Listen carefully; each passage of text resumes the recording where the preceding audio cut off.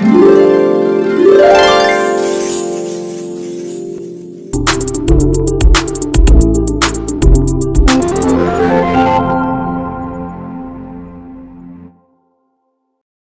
Back to everyone. हम लोग light reflection and refraction, प्रकाश अपवर्तन और परावर्तन पढ़ रहे थे, जिसमें हम लोग रिफ्लेक्शन को कंप्लीट कर चुके हैं।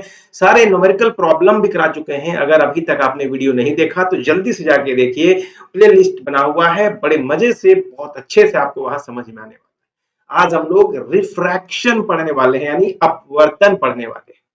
तो जिस तरीके से रिफ्लेक्शन लग रहा है उसी तरीके से मैं पूरा कंप्लीट कराऊंगा रिफ्रैक्शन को स्टेप बाय स्टेप। तो आज के टॉपिक में मैं रिफ्लेक्शन के कंसेप्ट को समझाऊंगा, लॉज ऑफ रिफ्लेक्शन क्या होते हैं बताने वाला हूं, रिफ्रैक्टिव इंडेक्स क्या होता है यानी अपवर्तनांक क्या होता है ये बताने वाला हूं, और इनसे रिलेटेड बहुत क्वेश्चंस बनते हैं, उन सबको मैं कवर करूंगा। और वो क्वेश्चंस कौन कौन से होते हैं, चलो वहीं से मैं चैप्टर की स्टार्ट करता हूं। तो सबसे पहले कुछ एग्जाम्पल जो आप हमेशा सुने होंगे और कभी ना कभी आपने महसूस किया होगा, उनसे इस चैप्टर की शुरुआत करते हैं। तो पहला क्वेश्चन आपके सामने ये है, और हमेशा आपने फील भी किया होगा, टैंक और पॉन्ड बॉटम अपीयर रेज्ड। पानी से भरी टंकी या तालाब का तल थोड़ा सा उठा हुआ प्रतीत होता है। ये तो एक स्टैंडर्ड लैंग्वेज में है, अगर अपनी भाषा में समझे तो कहने का मतलब ये है कि कभी भी जब किसी भी बर्तन या टैंक में जब पानी भरा हुआ होता है तो लगेगा कि उसकी तली बहुत नीचे नहीं है, बहुत कम ही पानी है, लेकिन जैसे ही आप उसमें कूदने की कोशिश करोगे बहुत नीचे तक गहरा होता है। ऐसा महसूस आपने किया होगा। तो दूसरा एक और क्वेश्चन है कि जब भी पेंसिल को आप डब्बे से भरे पानी में आधा डुबाओ और जब उसको देखोगे एक नजर से तो वो पेंसिल टेढ़ी नजर आती है, इसका क्या कारण है। तीसरा क्वेश्चन जो कॉमनली आता है कि जब ग्लास स्लैब होता है, ग्लास स्लैब मतलब एक प्रकार का कांच का एक सरफेस होता है, उसमें जब कुछ लेटर लिखा हुआ रहता है और जब उसे ढका हुआ रहेगा तो देखोगे कि वो लेटर लगेगा थोड़ा उठा उठा उभरा उभरा दिखाई देता है। और एक लास्ट क्वेश्चन, लेमन जो होता है, पानी के अंदर जब लेमन को डालोगे तो बाहर में छोटा दिखेगा लेकिन पानी में जाने के बाद वो बड़ा दिखता है।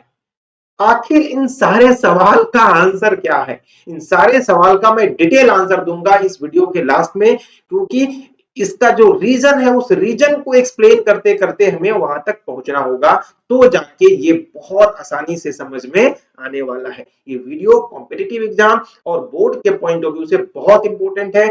मैंने सारे फैक्ट, इंफॉर्मेशन और कंसेप्ट सबको इस वीडियो के अंदर रखा है, तो आप किसी भी एग्जाम की तैयारी कर रहे होंगे ये वीडियो आपके लिए बहुत हेल्पफुल होने वाला है। तो चलिए शुरुआत करते हैं। सबसे पहला आंसर कि आखिर मैंने जो भी कितने सारे क्वेश्चंस बताए वो ऐसा होता क्यों है। तो इसका एक सिंपल सा कारण अगर बिना साइंस में घुसे हुए जानने की कोशिश करो तो इसका कारण होता है कि लाइट का डायरेक्शन चेंज होता है। कब? जब लाइट जो है एक मीडियम से दूसरे ट्रांसपेरेंट मीडियम में ट्रेवल करता है। क्योंकि अगर मीडियम ट्रांसपेरेंट नहीं हुआ, ट्रांसपेरेंट का मतलब इस पार से उस पार देखा जा सके, तो अगर मीडियम ट्रांसपेरेंट नहीं हुआ तो अब तो लाइट क्या करेगा, बेंडिंग बैक करेगा, अपने ही पाथ में वापस आएगा, जिस मीडियम से गया उसी मीडियम में वापस आएगा। लेकिन अगर ट्रांसपेरेंट मीडियम होगा तो आगे जाएगा। तो इसका सबसे आसान सा कारण क्या था कि लाइट अपना डायरेक्शन चेंज करता है, सिंपल कारण। लेकिन सिर्फ इतना ही कारण यूजफुल नहीं होता है। हाँ, इस जो मैंने क्लू दिया इससे रिलेटेड एक थ्योरी डेवलप होती है और उसी थ्योरी को कहते हैं रिफ्रैक्शन ऑफ लाइट। तो सबसे पहले इसकी डेफिनेशन जानते हैं कि रिफ्रैक्शन ऑफ लाइट होता क्या है। याद करो मैंने रिफ्लेक्शन ऑफ लाइट का डेफिनेशन आपको बताया था ना जी, बिल्कुल। तो उसी तरीके से मैं यहाँ पे रिफ्रैक्शन ऑफ लाइट भी बताने वाला हूं। तो रिफ्रैक्शन ऑफ लाइट एक फेनोमिना है जिसमें लाइट का बेंडिंग होता है। ध्यान रखना, रिफ्लेक्शन में क्या होता था, लाइट बाउंस बैक करता था, जबकि रिफ्रैक्शन में लाइट क्या होता है, बेंड करता है। बेंड करने का मतलब क्या होता है, जैसे जा रहा है थोड़ा बेंड कर गया, ये जा रहा है ऐसे बेंड हो गया है ना, मतलब थोड़ा अपने रास्ते बदलता है, पीछे वापस नहीं आता। तो bending of light when it travel obliquely, क्या कह रहा हूं, बड़ा ध्यान से वर्ड देखना, मैं कह रहा हूं यहाँ पे एक वर्ड मैंने कहा ऑब्लिकली। ऑब्लिकली क्यों कहा जा रहा है, सीधा क्यों नहीं, ये भी एक बहुत इंपॉर्टेंट क्वेश्चन है। लाइट जो है वो बोल रहा है ऑब्लिकली, किसी आड़ा तिरछा, ये सीधा क्यों नहीं, ऐसा क्यों नहीं, ऐसा और ऐसा ही क्यों, ये भी मैं बताऊंगा। हाँ, जब एक मीडियम से दूसरे मीडियम में जाता है obliquely, from one transparent medium to another transparent medium, due to change in its speed, and this is called refraction of light. यानी रिफ्रैक्शन ऑफ लाइट सही मायने में बोले तो एक क्या है, एक फेनोमिना है, एक घटना है, जिसमें लाइट क्या करता है, एक ट्रांसपेरेंट मीडियम से दूसरे ट्रांसपेरेंट मीडियम में जब पास करता है तो अपने पाथ से थोड़ा सा क्या हो जाता है, विचलित हो जाता है, रिफ्रैक्ट हो जाता है या डेविएट हो जाता है। क्लियर है यहां तक? जैसे ये एग्जांपल आप यहाँ पे बहुत इजीली फील कर सकते हो। जैसे देखो यहाँ पे दो मीडियम है, ये जो लाइन दिख रहा है, जो बाउंड्री, इसके ऊपर के मीडियम को हम लोग एयर या हवा का मीडियम कहते हैं, और इससे नीचे के मीडियम को मैंने क्या मान लिया है, ग्लास या कोई भी कांच या कोई भी का ग्लास जो ट्रांसपेरेंट होगा वो मान लिया। और ये जो लाइन जो खींचा है वो लाइन है कि उससे उधर चले जाओगे तो एयर और उससे अंदर चले जाओगे तो ग्लास होगा। Got it? Okay. So when ray of light coming from the air तो ग्लास, राइट, यानी एयर से कहा जा रहा है ग्लास में, तो देखो यहां से जो रे ऑफ लाइट आया और जिस जगह पे, याद रखना, जिस जगह पे वो बाउंड्री होता है उसी जगह से वो क्या होगा, उसी जगह से रे ऑफ लाइट क्या होगा, बेंड करेगा, रिफ्रैक्ट करेगा। तो इस लाइट को जाना कैसे चाहिए था, अगर आप ध्यान से देखो तो इस लाइट को ऐसे आगे सीधे बढ़ना था, बढ़ना था कि नहीं, क्योंकि ऐसे सीधे आगे निकलना था। बट लाइट क्या किया, थोड़ा सा बेंट करके देखो नीचे उतर गया, और यहां से जो रिफ्रैक्ट हुआ, इसलिए इस रे को हम लोग क्या बोलते हैं, रिफ्रैक्टेड रे बोलते हैं। और ये जो यहाँ इंसिडेंट किया उसको इंसिडेंट रे बोलते हैं, ऐसा हम लोग पहले भी देखते आए। और हमने क्या कहा था कि जो बाउंड्री होता है या दोनों मीडियम का जो ट्रांजिशन स्पेस होता है, वहां से अगर हम परपेंडिकुलर लाइन को ड्रॉ करें तो इसको हम लोग क्या बोलते थे, नॉर्मल बोलते थे। ऐसा रिफ्लेक्शन में भी मैंने आपको कहूं बहुत आसानी तरीके से क्या किया था, बचा दिया था। क्लियर है? चलो, तो ये समझ में आ गया, यानी एक मीडियम से दूसरे मीडियम में आया तो थोड़ा सा अपने पाथ से डेविएट हो गया, तो ये ओवरऑल होता है। कई बार डेफिनेशन पूछा जाता है तो आप इसे बहुत आसानी से लिख सकते हो, और ये वाला रे डायग्राम आप थोड़ा बना के भी दिखा सकते हो। ठीक है, यहां भी उसी प्रकार से इंसिडेंट रे और नॉर्मल के बीच में जो एंगल बनता है इसे एंगल ऑफ रिफ्रैक्शन कहेंगे, वहां एंगल ऑफ रिफ्लेक्शन कहते थे, यहां पे बोलेंगे एंगल ऑफ रिफ्रैक्शन। उसी तरीके से नॉर्मल और रिफ्रैक्टेड रे के बीच में जो एंगल बनता है उसे हम लोग क्या बोलते हैं, रिफ्रैक्टेड एंगल बोलते हैं या एंगल ऑफ रिफ्रैक्शन बोलते हैं। क्लियर यहां तक, कोई दिक्कत नहीं है? तो अब सबसे इंपॉर्टेंट बात है कि ये तो हो गया सिंपल। अब अगर कोई रे ऑफ लाइट को रेक्टेंगुलर ग्लास स्लैब यानी आयताकार कांच की पट्टी से पास कराएंगे, यानी अपवर्तन कराएंगे, रिफ्रैक्शन कराएंगे, तो क्या होता है, ये बहुत इंपॉर्टेंट टॉपिक है जो आपके एनसीईआरटी में भी दिया गया है। और ये इससे रिलेटेड एक एक्टिविटी भी है जो मैंने इसके बाद में रखा है उस एक्टिविटी को, और उस एक्टिविटी का पूरा एक्सप्लेनेशन, पूरा मैंने कंक्लूजन दिया है, ताकि एग्जाम में कभी अगर ये एक्टिविटी पे बेस्ड क्वेश्चन आता ही है ऑब्वियसली, तो आप इसको क्या कर पाओगे, बहुत आसानी से डिकोड कर पाओगे। खैर पहले हम समझते हैं कि रेक्टेंगुलर ग्लास स्लैब से जब रे ऑफ लाइट पास कराते हैं तो क्या होगा, लाइट के साथ क्या होगा।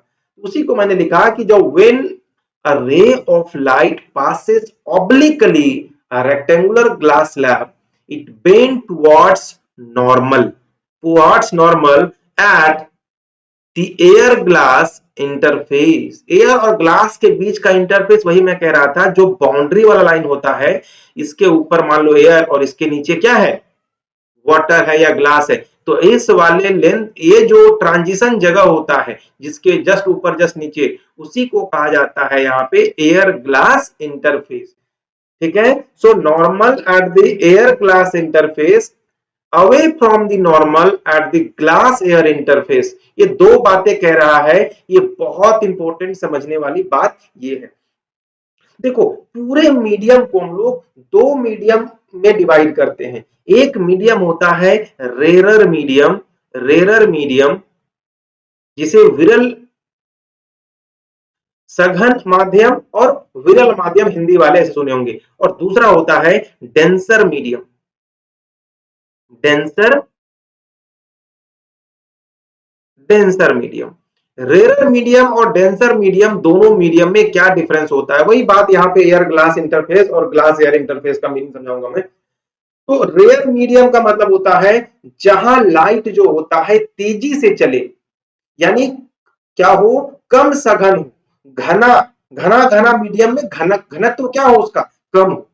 जैसे घनत्व का मीनिंग सिंपल तरीके से समझो, क्या होता है कि एक जगह में, जैसे अभी हवा है, हवा में क्या होता है, हवा में बहुत छोटे छोटे पार्टिकल्स हैं, वो सारे इस हवा हमारे एटमॉस्फेयर में भरे हुए हैं। तो क्या होगा कि आप यहाँ आसानी से हाथ चला पा रहे हो, आसानी से हाथ चला पा रहे हो बिना किसी प्रॉब्लम का, इसका मतलब ये मीडियम क्या हो गया, रेयर हो गया। लेकिन यही अगर मैं एक बुक ले लूं, जैसे एक बुक है, क्या इस बुक में हम इतने आसानी से हाथ चला पाएंगे, नहीं। क्यों? क्योंकि ये मीडियम क्या है, डेंसर है। तो इसी तरीके से कहता है ये क्वेश्चन, एक बहुत इंपॉर्टेंट इंफॉर्मेशन दिया कि जब रे ऑफ लाइट है ना, जब रे ऑफ लाइट क्या कर रहा है, रेरर मीडियम से डेंसर मीडियम में जा रहा है। तो बताओ, एयर और ग्लास दो मीडियम है, क्या है ये, तो यहाँ पे क्या है, एयर है, और ये क्या है, ग्लास है। तो एयर क्या है, रेरर मीडियम होगा, तो कम घना होगा, और ग्लास क्या होगा, डेंसर मीडियम होगा।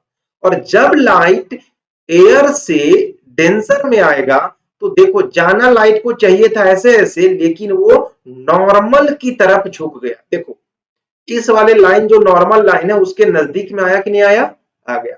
और दूसरा बात क्या कहा कि जब लाइट ग्लास में है ये, और फिर से यहाँ पे एयर है, तो ग्लास से एयर में गया तो क्या हुआ, जरा ध्यान से देखो कि लाइट ऐसे, देखो लाइट को इसको जाना कैसे था, लाइट को ऐसे ऐसे आगे निकलना था इस सीध से, लेकिन वो गया क्या, नहीं। क्या हुआ, ये देखो ये नॉर्मल लाइन है, इससे दूर चला गया। तो ये दो पॉइंट बहुत आसानी से आपको याद रखना होता है कि जब रेरर टू डेंसर जाएगा, रेरर टू डेंसर जाएगा, तो लाइट किधर मूव करेगा, किधर जाएगा, towards the normal, towards the normal, normal की तरफ वो लाइट मुड़ेगा। और जब डेंसर टू रेरर जाएगा तो away from the normal, away from the normal. Normal का मतलब वो जो इमेजिनरी लाइन जिसको आपने क्या किया है, उस सरफेस के ऊपर परपेंडिकुलरली ड्रॉ किया है, जो यहाँ पे आपको एक डॉट डॉट लाइन ऐसा दिख रहा है, ये है नॉर्मल। यहाँ तक क्लियर नहीं है, उसी बात को हिंदी में लिखा गया है कि जब कोई प्रकाश किरण एक आयताकार कांच की पट्टी से तिर्यक रूप से गुजरता है, यानी ऑब्लिकली गुजरता है, तो वह पहले क्या साधारण मतलब लंबवत पर झुकती है, और लेकिन जब बाद में होता है तो उससे दूर जाती है। थोड़ा हिंदी में सही वर्ड नहीं चूज किया गया है, तो थोड़ा इस पे ध्यान रखिएगा कि वो लंब की ओर झुक जाती है और लंब से दूर जाती है, उसका हिंदी मीनिंग ये आपको समझना है। तो ये समझ में आ गया आपको, ये जो मैंने रेक्टेंगुलर ग्लास स्लैब में जब लाइट को पास कराएंगे तो ये मीनिंग समझ में आ गया। अब इससे रिलेटेड एक बहुत इंपॉर्टेंट क्या होता है, बहुत इंपॉर्टेंट एक्टिविटी है जो एनसीईआरटी में है, और एग्जाम में हमेशा ये एक्टिविटी पूछा जाता है। तो चलिए देखते हैं ये एक्टिविटी क्या कहता है, जो मैंने अभी पहले बताया था। तो ये है ग्लास, और जो ये बॉक्स के जैसा दिख रहा होगा आपको, इसमें हम लोग इसी को क्या बोलते हैं, इस पार्ट वाले पार्ट, ये है ग्लास। ग्लास मैंने कांच का बना हुआ है, और इसके बाहर का चारों तरफ का जो मीडियम है वो क्या है, एयर है, यानी हवा है। क्या है ये? हवा है चारों तरफ, मतलब इसके बाहर चारों तरफ हवा है। तो सबसे पहला लाइट हमने क्या बोला कि सबसे पहला लाइट हमने कहां से दिया? कोई इंसिडेंट लाइट, मान लो यहां से कोई रे ऑफ लाइट को हमने यहां से निकाला, बहुत सारा लाइट निकलेगा, मान लो कहीं से सोर्स होगा लाइट से। जब लाइट निकलेगा और सबसे पहले एक लाइट यहां से बहते हुए कहां आएगा? ग्लास के किसी एक जगह पे टच करेगा। टच कर गया, चलो टच करने के बाद अब इस ग्लास के अंदर वो पास करेगा, क्यों? क्योंकि ग्लास ट्रांसपेरेंट मीडियम होता है। तो ग्लास के इस लाइट जो टच किया वो जाना चाहिए था, ये जो डॉटेड डॉटेड लाइन दिख रहा है वैसे, लेकिन वैसे गया नहीं, क्योंकि एक घटना होती है जिसे कहते हैं रिफ्रैक्शन, उसकी वजह से। तो क्या होगा?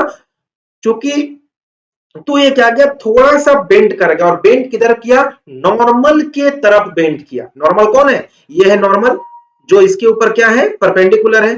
तो इसके तरफ टुवर्ड्स द नॉर्मल बेंड कर गया, ठीक है? तो बेंड कर गया, और उसके बाद अब इस ग्लास के अंदर जब लाइट ट्रेवल करेगा, तो ग्लास के अंदर लाइट बिना डेविएशन के तय करेगा। यानी अगर लाइट ग्लास में होगा तो बिना नहीं मुड़ेगा, लाइट अगर सिर्फ हवा में चलेगा तो भी नहीं मुड़ेगा, वो सीधा सीधा जाएगा, क्योंकि लाइट क्या होता है? हमेशा स्ट्रेट लाइन में ट्रेवल करता है। ये कब तक सही है? जब वो एक ही मीडियम में हो। जब मीडियम बदलेगा तो उसका पाथ बदलने लगता है। क्यों? रिफ्रैक्शन की वजह से, जो मैंने अभी आपको बताया। तो यहां तक तो ये सीधा आया। अब इसे जाना चाहिए था कैसे? ऐसे, ऐसे जाना चाहिए था। ये लाइट को ऐसे जाना चाहिए था, लेकिन वो लाइट वैसे गया नहीं। वो लाइट क्या कर गया? Away from the normal, normal से दूर जाएगा। क्योंकि अभी मैंने जो दो रूल समझाया था कि जब लाइट रेयर मीडियम से डेंसर मीडियम में ट्रेवल करता है, it bend towards the normal, and when ray of light coming from denser medium and goes to rarer medium, it is क्या होता है? Away from the normal. Clear है? Normal से दूर जाता है। पहले वाले में मैंने क्या बोल दिया था? पहले वाले में था टुवर्ड्स द नॉर्मल, और अभी वाले में अवे फ्रॉम द नॉर्मल। हो सके कभी टंग स्लिप हो गया। चलो, तो अभी क्या देखा? देखो ध्यान से देखो। तो यहां से क्या? ये वाला लाइट इधर चला गया। अब जो ओरिजिनल रे ऑफ लाइट का पाथ देखो, तो ओरिजिनल रे ऑफ लाइट का तो पाथ यही है जो डॉटेड डॉटेड लाइन दिख रहा है। जी बिल्कुल। और रिफ्लेक्ट होते होते लाइट का रात ये है, और इन दोनों को अगर ध्यान से देखो तो दोनों लाइट क्या है? आपस में पैरेलल हो गए। तो ये बहुत बड़ा ऑब्जर्वेशन था। क्या था ये? बहुत बड़ा ऑब्जर्वेशन था। और इसी ऑब्जर्वेशन को हमने पॉइंट टू पॉइंट यहाँ पे लिख के रखा है। वैसे इसलिए कहते हैं कि जब ray of light rectangular glass slab से पास करता है, तो जो ओरिजिनल पाथ ऑफ लाइट होता है वो इमर्जेंट रे, जो सबसे लास्ट में जो होता है उसको बोलते हैं। उन दोनों क्या हो जाते हैं? पैरेलल हो जाते हैं। और भी बहुत सारा इंफॉर्मेशन है, मैं एक एक करके बताता हूं। तो सबसे पहला मैंने बताया कि I point O, air to glass, है ना? ओ में क्या है? इधर बाहर में एयर, इधर ग्लास है। तो इस पॉइंट पे लाइट रे बेंड टुवर्ड्स द नॉर्मल। क्यों? क्योंकि ये मीडियम है रेयर और ये मीडियम है डेंसर। तो ये नॉर्मल की तरफ क्या किया? झुक गया। पहला बात। दूसरा बात क्या मैंने कहा कि eight point O dash, O dash पे देखो ये लाइट यहां से यहां गया। वैसे इस लाइट को हम लोग क्या बोलते हैं? इस लाइट को बोलते हैं इंसिडेंट रे। क्या बोलते हैं? Incident ray. इसको इंसिडेंट रे बोलते हैं, ठीक है? इसको क्या बोलते हैं? रिफ्रैक्टेड रे। क्या बोलेंगे इसे? रिफ्रैक्टेड रे बोलते हैं, रिफ्रैक्टेड रे बोलते हैं। क्लियर है? चलो, तो ओ डैश तक रिफ्रैक्टेड रे आ गया। अब यहां फिर से ध्यान से देखो, यहां से अगर ध्यान से देखो तो यहां लाइट जैसे ही आप यहां से आगे निकलेगा, क्योंकि वहां भी ट्रांसपेरेंट मीडियम है, लेकिन अब यहां मीडियम डेंसर से उसको रेयर आना है, तो क्या होगा? नॉर्मल से दूर जाएगा। तो देखो ये लाइट ऐसे सीधा जाना चाहिए था, लेकिन थोड़ा इधर मुड़ गया। तो इस रे को बोलते हैं, क्योंकि वही रिफ्रैक्टेड रे फिर से रिफ्रैक्ट हुआ, इसलिए इस रे को बोलते हैं इमर्जेंट रे। क्या बोलते हैं? इमर्जेंट। इसको इमर्जेंट रे बोलते हैं। और तीसरे पॉइंट में मैंने यही लिखा है कि the emergent ray is parallel to the incident ray. जो इंसिडेंट रे था, इसको हम लोग ओरिजिनल रे ऑफ लाइट भी कह सकते हो। स्टार्टिंग में जो था उसका जो इंसिडेंट रे का जो पाथ है वो ये था। तो इसके क्या हो गया? इमर्जेंट रे जो हुआ, जो लास्ट वाला जो रिफ्रैक्टेड हुआ, उसको क्या बोलते? उसके पैरेलल हो गया। तीसरा पॉइंट था। और चूंकि ये लाइट जो है का जो रे ऑफ लाइट जा रहा था उसका पाथ तो ये था, लेकिन ये अपने पाथ से कितना इतना लेंथ क्या कर गया शिफ्ट कर गया, लैटरली शिफ्ट कर गया, थोड़ा नीचे आ गया। तो इसलिए इसको हम लोग क्या बोलते हैं, इस पाथ को क्या बोलते हैं, there is a lateral shift in the path of the light. क्यों ऐसा क्यों हुआ, क्योंकि लाइट का लैटरल शिफ्ट हो गया। और ये हमेशा होगा जब भी रे ऑफ लाइट को आप क्या करोगे, रेक्टेंगुलर ग्लास स्लैब से पास कराओगे। और ये बहुत बड़ा ऑब्जर्वेशन था। तो आइए अब इनमें दो चीजें जो थी वो बहुत इंपॉर्टेंट थी। पहला बात ये था कि आखिर जो इमर्जेंट रे था, जो लास्ट वाला रे जो था, है ना, वो पैरेलल क्यों हुआ। दिमाग में क्वेश्चन से नहीं पूछा गया, आया होना चाहिए। तो ऐसा इसलिए हुआ क्योंकि जो अपोजिट फेसेस था किसका, एबीसीडी, मतलब वो जो ना, अरे भाई ये जो ग्लास स्लैब का ये फेस था, ये ग्लास स्लैब था, इस वाले को AB और इस वाले को बोलते हैं CD। तो ये दोनों फेसेस क्या है, क्योंकि रेक्टेंगुलर है तो रेक्टेंगल के ऑपोजिट साइड्स क्या होते हैं, पैरेलल होते हैं। तो वही कह रहा है कि जो अपोजिट फेसेस जो AB और CD क्या है, पैरेलल है। और पहली बात कि पहला बार ये जितना, ध्यान समझना, पहला बार ये जितना क्या किया, bending entry and exit are equal and opposite. जो एंट्री में जितना ज्यादा, जब लाइट उसमें एंटर किया होगा तो अपना लाइट मोड़ा होगा, और जब एग्जिट किया तो भी मोड़ा होगा। लेकिन दोनों क्या था, इक्वल तो था बट ऑपोजिट था। इसीलिए क्या हो गया कि थोड़ा ये इधर शिफ्ट हुआ और उतना भी थोड़ा इधर शिफ्ट हो गया। समझ में आया। लेकिन अगर दोनों इक्वल होता और सेम डायरेक्शन में होता तब तो फिर एक मामला कुछ और हो जाता। लेकिन एक बार मतलब दोनों तो इक्वल ही हुआ लेकिन ऑपोजिट हो गया, जिसकी वजह से दोनों क्या हो गए, पैरेलल हो गए। आई होप ये पहला क्वेश्चन का आंसर आपको मिला। सिंपल समझो ना कि देखो यहां से थोड़ा सा इधर मुड़ा, ऐसे आ गया, उसके बाद थोड़ा सा ऐसे मुड़ गया। तो जितना जितना ये इधर तिरछा मुड़ा उतना ही ये बाहर में इतना राइट शिफ्ट हो गया। और दोनों अपोजिट है, ये लेफ्ट मुड़ा तो ये राइट मुड़ गया। तो ये इंसिडेंट रे का क्या हो गया, तो याद रखो ना, यहां समझो, ये वाला जो एंगल होता है, और सॉरी ये वाला एंगल और ये वाला एंगल बराबर क्यों होता है, क्योंकि ये दोनों लाइन पैरेलल होता है। तो इसे ऑल्टरनेट एंगल बोलते हैं ना, बोलते हैं कि दोनों बराबर होता है। क्यों, क्योंकि जितना एंगल यहां शिफ्ट हुआ उतना ही एंगल यहां भी शिफ्ट हुआ, इसीलिए दोनों बराबर होते हैं। तो वही बात है कि जितना एंगल यहां शिफ्ट हुआ उतना ही एंगल यहां भी शिफ्ट हुआ, लेकिन दोनों अपोजिट हुआ, ये लेफ्ट शिफ्ट हुआ और वो राइट शिफ्ट। बाकी तो रे ऑफ लाइट हमेशा सीधा ही निकलेगा, इसीलिए ये इस वाले लाइन का क्या हो गया, पैरेलल हो गया। ये क्वेश्चन एग्जाम में बहुत बार पूछा गया है, क्लियर है। दूसरा क्वेश्चन जो है वो बहुत इंपॉर्टेंट है कि ये लैटरल शिफ्ट क्यों हुआ, पैरेलल क्यों हुआ, समझ में आ गया। तो लैटरल शिफ्ट क्यों हुआ इसका भी आंसर मैंने दे दिया कि इमर्जेंट रे जो शिफ्ट हो गया साइड वाइज, क्यों, रिफ्रैक्शन एट टू सरफेसेस। दो सरफेसेस में यहाँ पे रिफ्रैक्शन हुआ, एक तो एयर से ग्लास में और दूसरा ग्लास से एयर में। तो इसकी वजह से लैटरल शिफ्ट हुआ। ये दो क्वेश्चंस हमेशा एग्जाम में आते हैं, आपको इसका ध्यान रखना चाहिए। अब हम लोग लॉ ऑफ रिफ्रैक्शन देख लेते हैं कि ये किस कानून पे काम करता है, किस नियम पे काम करता है। सबसे इंपॉर्टेंट तो ये है। तो जैसे लॉ ऑफ रिफ्लेक्शन में भी हम लोग दो लॉ देखे थे, याद है आपको, याद है कि नहीं है। हाँ, तो पहला लॉ इसमें भी और दोनों में सेम ही है, सिर्फ दूसरा लॉ में क्या है, यहाँ पे कोई डिफरेंसेस आपको देखने को मिलेगा। तो पहला लॉ क्या कहता है, the incident ray, the refracted ray and the normal to the interface all lies in the same plane. वहां भी यही था, बस वहां पर रिफ्लेक्टेड था, यहाँ पे रिफ्रैक्टेड है, और बाकी कोई चेंजेस नहीं है, क्लियर है। ओके, दूसरा क्या है, ये बहुत इंपॉर्टेंट लॉ है, और इसी लॉ के बेसिस पे हम लोग इसके थ्योरी को और आगे बढ़ाएंगे। इसलिए आप लोगों से ना बहुत मैं क्या रिक्वेस्ट कर रहा हूं कि इसे बहुत ध्यान से सुनना, और नहीं समझ में आए तो दो बार देखना, क्योंकि ये बहुत इंपॉर्टेंट होने वाला है, क्योंकि इसके आगे का लेक्चर जो है इसी पे डिपेंड करने वाला है, क्लियर है। और जो पहले मैंने 4 क्वेश्चन दिए थे उन सब का आंसर जो है यहां से निकलने वाला है, तो थोड़ा ध्यान रखना। थोड़ा काम तो पीछे हमने कर ही लिया है। कहता है the ratio of sine of angle of incident, sine of angle of incidence to sine of angle of refraction is constant,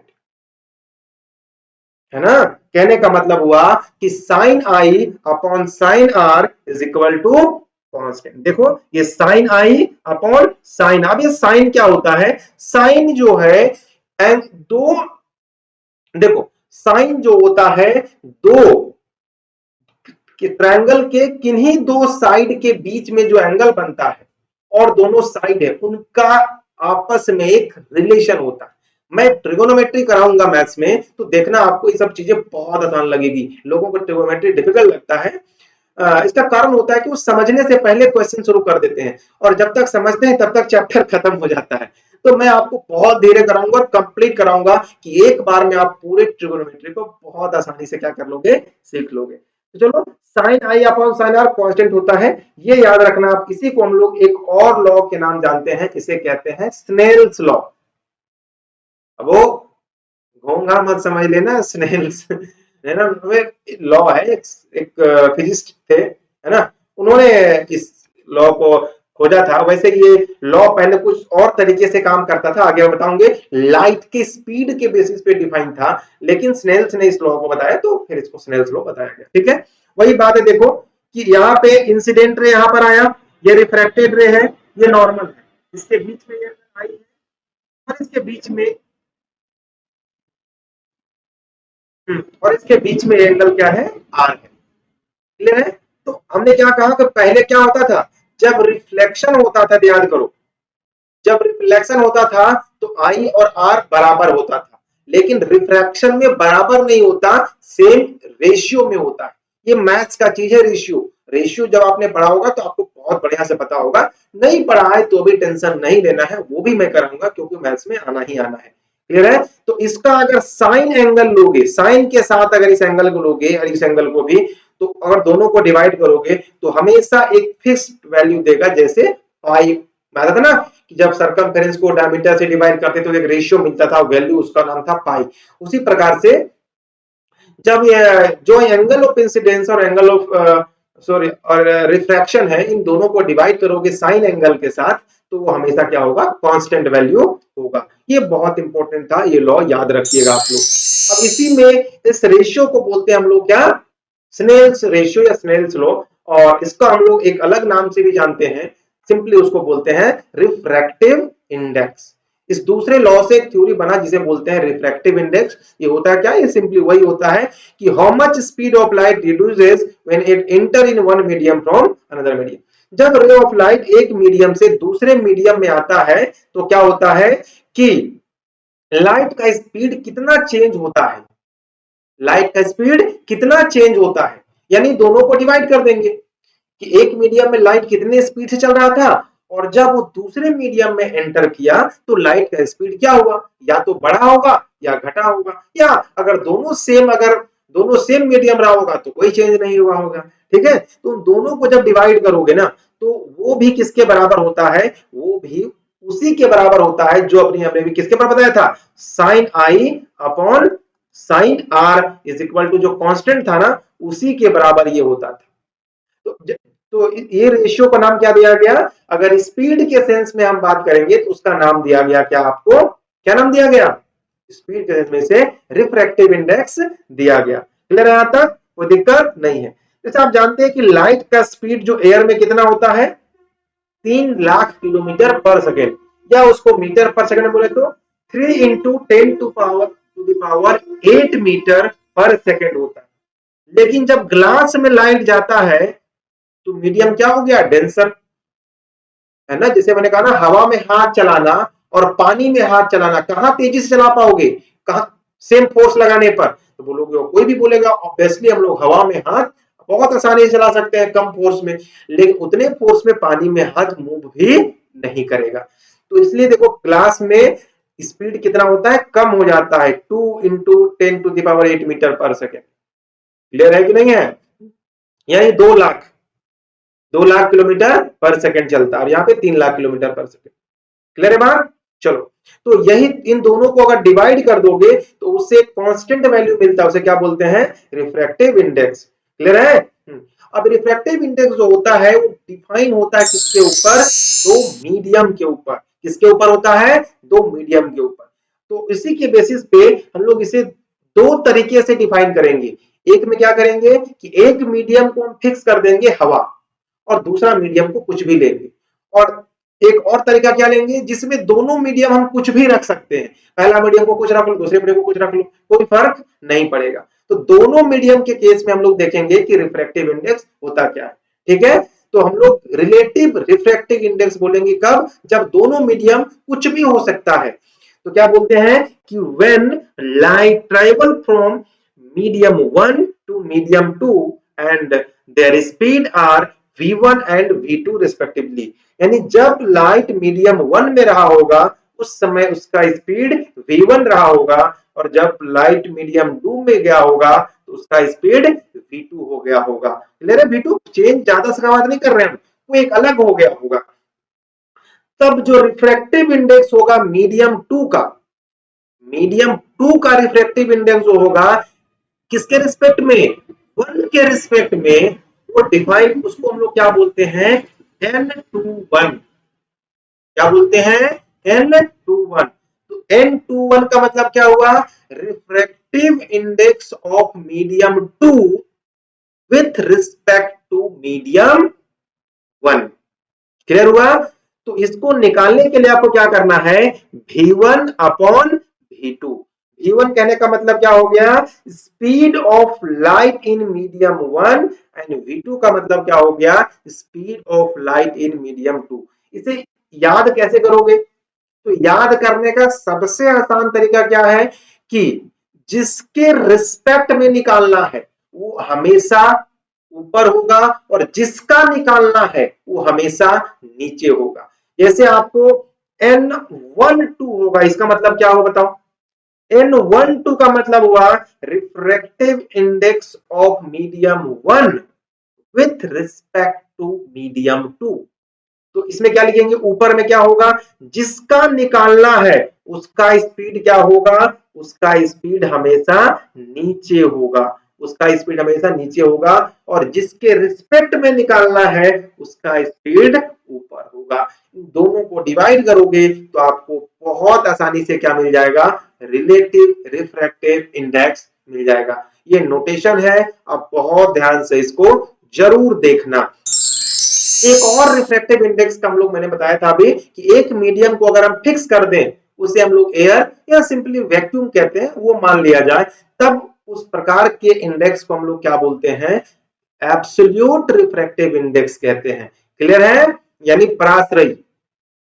when medium 1 is vacuum और एयर, यानी पहला मीडियम जो है वो क्या हो जाए, क्या हो जाए, वैक्यूम या एयर हो जाए, तब रिफ्रैक्टिव इंडेक्स जो होगा मीडियम 2 का एयर के रिस्पेक्ट में वो क्या होगा, डिफाइन कैसे करेंगे, speed of light in medium in air divided by speed of light in medium. और स्पीड ऑफ लाइट जो होता है एयर में वो फिक्स होता है, कांस्टेंट होता है, और उसे जनरली सी से डिनोट करते हैं, और कितना होता है 3 इंटू 10⁸ मीटर पर सेकेंड। ये होता है सी का वैल्यू जो हमेशा फिक्स होता है। क्लियर है। और v का वैल्यू जैसे ही आप ग्लास में बोलोगे तो ग्लास का 2 इंटू होता है, और अलग अलग का बोलोगे तो अलग अलग होता है। इसका मीनिंग समझ में आ रहा है कि रिफ्रैक्टिव इंडेक्स का मीनिंग क्या है। अगर कोई रिफ्रैक्टिव इंडेक्स आपको दे दे, या रिफ्रैक्टिव इंडेक्स का नॉलेज आपको दे दिया जाए, तो आप क्या कंक्लूजन निकाल पाओगे। तो मेरे हिसाब से तो एक आसानी से कंक्लूजन निकाल सकते हो कि हम ये पता कर सकते हैं किस मीडियम में रे ऑफ लाइट बहुत तेजी से चल रहा है और उसमें धीरे धीरे चलता है। नहीं, क्योंकि उन्हीं का तो रेशियो होता है। अगर रिफ्रैक्टिव इंडेक्स क्या हो गया, एक से ज्यादा हो गया, तो एक से ज्यादा क्या कब होगा, जब एयर ऊपर वाले का जो स्पीड होगा वो ज्यादा होगा, नीचे वाले का स्पीड कम होगा, तभी तो ऐसा होने वाला होगा। एक से कम कब होगा, जब कुछ ऐसा मीडियम होगा जिसमें लाइट का स्पीड सबसे ज्यादा हो जाए। तो अगर आप एब्सोल्यूट रिफ्रैक्टिव इंडेक्स का बात करोगे तो कभी भी वो 1 से ज्यादा नहीं होगा। क्यों, क्योंकि लाइट का स्पीड जो है वो एयर या वैक्यूम में सबसे ज्यादा होता है। तो आप किसी और मीडियम में अगर आप लाइट की स्पीड का बात करेंगे तो ऑब्वियसली लाइट से कम होगा। और आप बढ़िया से जानते हैं कि कभी भी ऊपर में बड़ा हो और नीचे छोटा हो तो डिवाइड करेंगे तो हमेशा हमेशा क्या होगा, 1 से ज्यादा हो, है ना। सॉरी सॉरी, मैं गलती भूल गया। हमेशा एब्सोल्यूट रिफ्रैक्टिव इंडेक्स में क्या होगा, जो रिफ्रैक्टिव इंडेक्स होगा वो 1 से क्या होगा, ज्यादा होगा। क्यों? क्योंकि ऊपर में हमेशा बड़ा होगा और नीचे में हमेशा छोटा होगा, तो डिवाइड करेंगे ऑब्वियसली वो 1 से ज्यादा होगा। क्लियर है बात? लेकिन रिलेटिव रिफ्रैक्टिव इंडेक्स 1 से ज्यादा भी हो सकता है और 1 से कम भी हो सकता है। क्लियर है? लेकिन एब्सोल्यूट रिफ्रैक्टिव इंडेक्स हमेशा 1 से क्या होगा, ज्यादा होगा। ये बात हमेशा आप लोग याद रख लेना। क्यों? मैंने रीजन भी आपको बता। अब रिफ्रैक्टिव इंडेक्स जो है वो एब्सोल्यूट रिफ्रैक्टिव इंडेक्स अलग अलग सब्सटेंस का मैंने ले लिया है। तो ये एयर का होता है 1.0003। आप बोलोगे सर एयर का, एयर के रिस्पेक्ट में क्यों? मतलब वो जो वैक्यूम का मैंने बात किया, तो वैक्यूम का एयर के रिस्पेक्ट में, तो वैक्यूम में लाइट थोड़ा तेज चलता है, हवा में थोड़ी सी वो अलग अलग पार्टिकल होते हैं जो लाइट को थोड़ा रोक देते हैं। आइस में होता है 1.31, वाटर का 1.33। ये सब थोड़ा बहुत याद रख सकते हो, ये वाला वाटर वाला, ठीक है। अल्कोहल का, केरोसिन, इसके अलावा और क्या क्या था इसमें, डायमंड का याद रख लेना सबसे, सफायर का 1.77 होता है, रॉक सॉल्ट का 1.54 होता है, ठीक है। तो डायमंड का, अच्छा इससे क्वेश्चन पूछा जाता है कि डायमंड का रिफ्रैक्टिव इंडेक्स 2.42 है। इसका क्या मीनिंग है? What do you understand by this sentence? तो डायमंड का जो रिफ्रैक्टिव इंडेक्स है वो 2.42 है। इसका मतलब ये हुआ कि speed of light divided by speed of light in diamond, ये होता है। यानी डायमंड में जो लाइट का स्पीड है वो क्या है, 2.42 टाइम्स, इतना गुना क्या है, कम है लाइट के स्पीड के तुलना में। नहीं, अगर लाइट वैक्यूम में चल रहा होगा और जब लाइट डायमंड में घुसेगा तो वो क्या होगा, 2.42 टाइम्स क्या होता है, कम हो जाता है। और इसके वजह से क्या होता है कि डायमंड हमेशा चमकते रहता है। कभी देखो डायमंड हमेशा चमकता है, कारण क्या है? क्योंकि जब लाइट यहां आता है तो बहुत देर तक रहता है। क्यों? क्योंकि इस अचानक से कोई बहुत तेजी से, मान लो कि क्या हुआ, लाइट वहां से अचानक से यहाँ उसका स्पीड धीरे हो गया, तो यहाँ उस पाथ को तय करने में टाइम लगेगा कि नहीं लगेगा? लगेगा।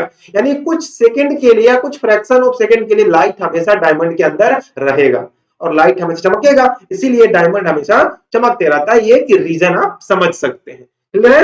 अब जो मैंने पहले जो क्वेश्चन दिए थे उसको एक्सप्लेन करने से पहले कुछ इंपॉर्टेंट पॉइंट मैं बता देता हूं कि लाइट जो होता है सबसे फास्टेस्ट, सबसे तेज कहां चलता है, वैक्यूम में।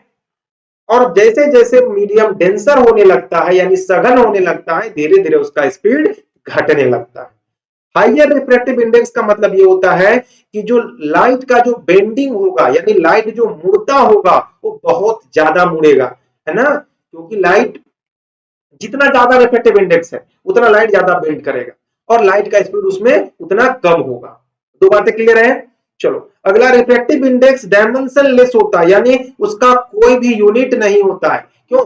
क्योंकि दो स्पीड का रेशियो होता है और रेशियो का क्या यूनिट, कोई यूनिट नहीं, इसीलिए उसका कोई भी यूनिट नहीं होता है। ये दो चार पॉइंट जो है जो आप रिफ्रैक्टिव इंडेक्स से रिलेटेड याद रख सकते हैं। अब बात आते हैं उसका, जो मैंने स्टार्टिंग में जो 5 क्वेश्चंस आपको बताए थे उन 5 क्वेश्चंस का आंसर कैसे लिखोगे और आंसर होना क्या चाहिए, अब आप इजीली उसे समझने के लिए कैपेबल हो चुके हो।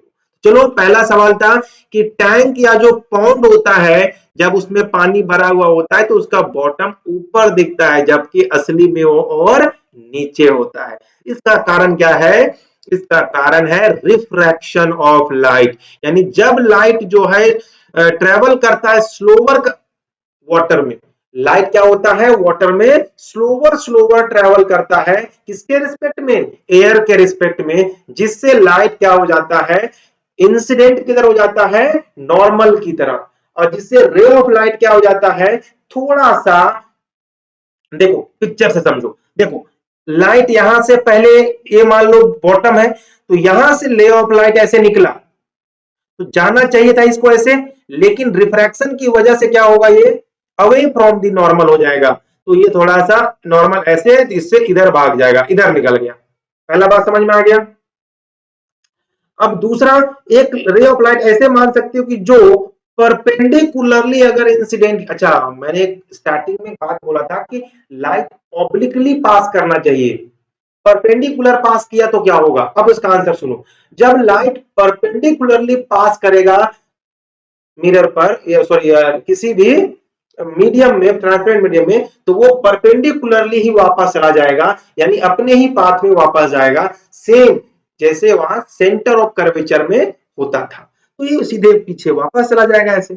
अब ये लाइट तो दोनों मिला नहीं, तो इस लाइट को क्या करोगे, बैक ऐसे जब मिलाओगे तो दोनों लाइट इस जगह पे मिलेगा, यानी ये जो पोजीशन यहाँ था, अब वो पोजीशन आपको यहाँ दिखाई देगा। इसी तरीके से अलग अलग पोजीशन धीरे धीरे ऊपर दिखाई देगा और आपको थोड़ा सा वो उठा हुआ दिखता है। क्लियर है बात। सेम जो क्वेश्चन नंबर 2 था कि पेंसिल जो होता है क्यों ऊपर में उठा हुआ दिखता है, इसका भी सेम रीजन है, देख लो मैंने बता दिया कि जब आप इसमें पानी नहीं भरा रहेगा तो सीधा दिखेगा, जब पानी डाल दोगे तो थोड़ा सा ऊपर हो जाता है। रे डायग्राम से बहुत ही समझ सकते हो, पहला रे अपने इधर जाएगा तो अवे फ्रॉम दी नॉर्मल, दूसरा यहां से परपेंडिकुलर रे को ऐसे भेज दिया जाए तो इसी में वापस जाएगा, और इसको जब पीछे मिलाओगे तो दोनों ही जगह मिलेगा, यानी पेंसिल का ये वाला पार्ट यहाँ दिखेगा, तो ये ऑब्वियसली थोड़ा सा ऐसे टेढ़ा हो जाएगा, जो हमने पहले भी आपको सिखाया था। अब देखो ये सीधा रीजन आ गया, तो पहला एक वर्ड में अगर आंसर देना तो क्या बोलोगे, रिफ्रैक्शन ऑफ लाइट की वजह से ऐसा होता है, बाकी मैंने कंप्लीट लिख दिया है, बहुत इजीली समझ में आ जाना।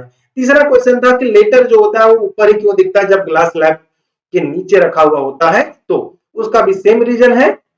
और एक और क्वेश्चन जो मैंने दिया था आपको कि जो लेमन होता है वो बड़ा दिखता है जब पानी में डाला जाता है, ऑब्वियसली इसका भी रीजन सेम है, और वो है रिफ्रैक्शन ऑफ लाइट। और क्यों होता है मैंने पूरा लिख के दिखा दिया, ठीक है। अब नेक्स्ट लेक्चर में हम लोग क्या पढ़ेंगे, फटाफट इसको एक बार सोच लेते हैं। उससे पहले मैं बताऊं कि आज मैंने क्या क्या पढ़ाया, तो आज मैंने आपको रिफ्रैक्शन के बारे में बताया, कुछ एग्जाम्पल बताए, हमने रिफ्रैक्टिव इंडेक्स के बारे में बताया और इनका यूज कैसे करेंगे, इनका मैंने इंटरप्रिटेशन कराया और कुछ इंपॉर्टेंट पॉइंट्स की चर्चा की।